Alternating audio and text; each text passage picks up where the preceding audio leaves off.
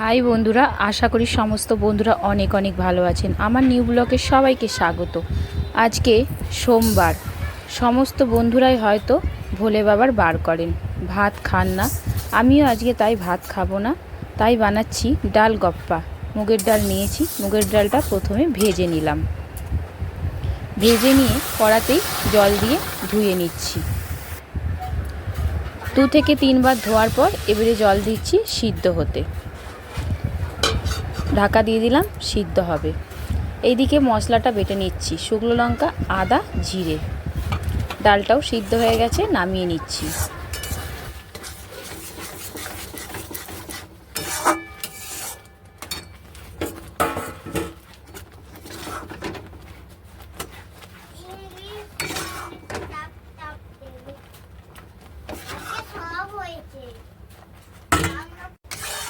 ডালটা সিদ্ধর পর নামিয়ে নিয়েছি। বেশি করে জল দিয়ে কড়াটাকে ধুয়েছি, মানে এই জলটা গরম হলে ডালে দিয়ে দেবো। এদিকে আমি আটাটাও মেখে নিচ্ছি জলটা গরম হতে হতে। জলটা গরম হয়ে গেছে, ডালে দিয়ে দিয়েছি। কড়াই দিয়ে দিলাম তেল, তেজপাতা, সাদা জিরে, শুকনো লঙ্কা। ফোড়নটা ভাজা হয়ে গেলে মশলাটা দেবো। ভিডিওটা দয়া করে স্কিপ করবেন না, অবশ্যই ভিডিওটা দেখবেন। রেসিপিটা ভীষণ ভালো। হলুদ দিয়ে দিলাম পরিমাণ মতন, নুন দিয়ে দিলাম পরিমাণ মতন।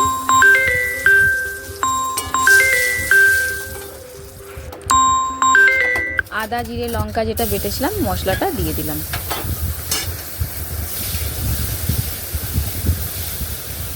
এই রেসিপিটা আমার ঠাকুমার থেকে শিখেছি। ঠাকুমা আর পৃথিবীতে নেই। ঠাকুমা যে কোনো উপোসে এইটা বানিয়ে খেত, আর তখন আমরাও সবাই মিলে খেতাম। ডাল সিদ্ধটা দিয়ে দিলাম।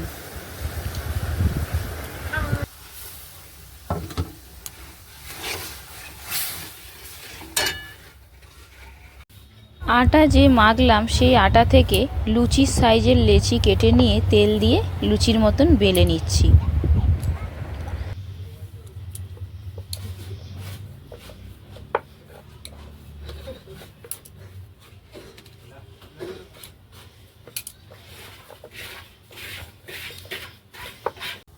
ডাল যখন টকবক টকবক করে ফুটবে তখন একটা একটা করে ডালের মধ্যে লুচিগুলো ছেড়ে দেবেন।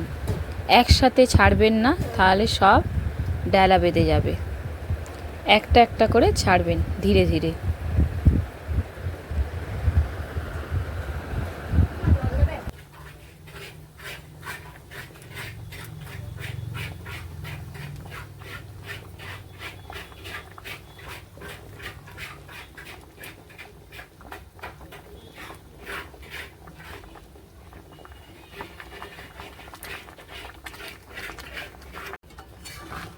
সমস্ত লুচিগুলোই দেয়া হয়ে গেছে, আর গ্যাসটাকে মিডিয়াম করে দিয়েছি।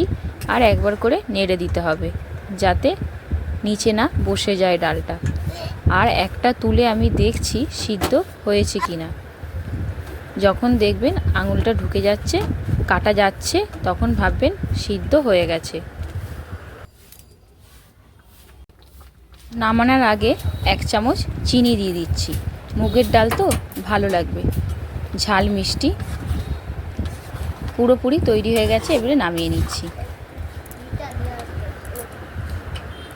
দেখুন রেসিপিটা দেখতে কতটা সুন্দর লাগছে, ততটা সুন্দর খেতে লাগে। আমার ছোট ছেলে বড় ছেলে ভীষণ ভালোবাসে এই রেসিপিটা। ভিডিওটা ভালো লেগে থাকলে লাইক কমেন্ট শেয়ার করতে ভুলবেন না। পরের ব্লগে দেখা হবে। সুস্থ থাকবেন, সবল থাকবেন। বাই।